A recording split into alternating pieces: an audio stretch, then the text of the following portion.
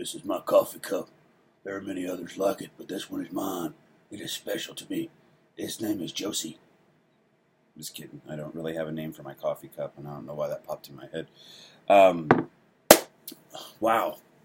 Today's kind of a special day on so many levels.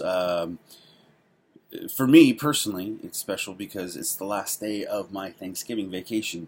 Um, I had Thursday, Thanksgiving, Friday, it wasn't yesterday, Friday, Saturday, and then I have today off. Very blessed, very thankful, very great weekend. Had lots of fun, had lots of great moments with the kids and family and everything, except for that part where I dumped a bunch of lumber on my one foot and I thought I broke my foot for a moment, but I didn't. I don't think that was a miracle or anything, but it's just something that happened that was it was something bad that happened in the middle of something, fun that I was doing, whatever. So anyway, today we're going to be reading from the Gospel of Matthew, chapter 24, 37 through 44. And another reason why today is so important is the first Sunday in Advent, the countdown till Christmas. So while I could go on about Advent for a long time, and basically, I'll try to keep it very short. Basically, it's preparation for the coming of the Lord, and you're like, well, the Lord has already come. Yes, but it's kind of a renewal of let's prepare, because as a Christian and as a Catholic, our liturgical year actually begins with Advent. And again, I could go more into that, but I'm not going to do that right now because I'm going to try to keep this really, really short. But so this is a really big deal, and it's kind of like you've been trained. You're going to be training during Advent, and getting ready, and then at Christmas, the starter grade pulls the trigger, and you're off down the track, and the year's beginning, and you're going. But it's not a sprint; it's a marathon. So you got to keep the right pace. So anyway, Gospel according to Matthew, chapter 24, verses 37 through 44. Jesus said to his disciples, "As it was in the days of Noah, so it will be at the coming of the Son of Man. In those days, before the flood, they were drinking and eating, marrying and giving in marriage, up to the day that Noah entered the ark. They did not know until the flood came and carried them all away. So will it be also at the coming of the Son of Man. 2 men will be in the field, one will be taken, one will be left. 2 women will be grinding at the mill, one will be taken, one will be left. Therefore stay awake, for you do not know on which day your Lord will come. Be sure of this, if the master of the house had known the hour when the thief was coming, he would have stayed awake and not let his house be broken into. So too, you also must be prepared, for at an hour you do not expect the Son of Man will come." I think there's 2 different types of coming.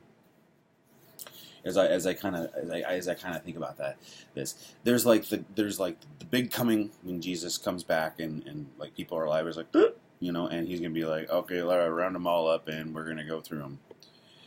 And you're good, you're not, you're good, you're not, whatever. And then there's also the coming where one passes, one dies. And you don't know when that's going to happen either. I could be hit by a bus tomorrow who would, highly unlikely, but not a lot of buses where I live. But it's possible, an asteroid could come out of the sky and squish me, like a bug. So I need to be prepared at all times. You need to be prepared at all times for when the reckoning arrives. It kind of reminds me,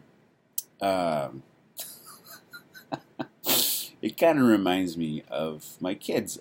So our oldest got to the age where we felt like, okay, you know what, he's old enough to watch the others. We really don't need to inconvenience any of our friends or family to watch the kids for us, because there's 6 of them. We're going to go out, and we're going to leave the oldest in charge, and we're going to do our thing, right? So we go out. And I was relaxed. My wife was on edge, My wife was on edge.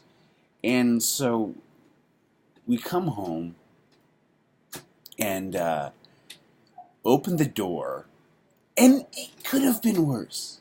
It could have been worse, but needless to say, the house was a bit destroyed, or it was no, it wasn't destroyed. It wasn't destroyed. It was still standing, but it was a bit disorderly. And the kids knew, because they were like, and my wife got upset, and I was a little bit upset, But I mean, it wasn't anything we couldn't clean up or take care of, and so how are we gonna be? I kind of imagine that Jesus comes back for the big second comeback. He's like, is everybody gonna have their oh gosh face on? So, the fact of the matter is this life is great, and you don't want to. You don't want to just treat it like a party,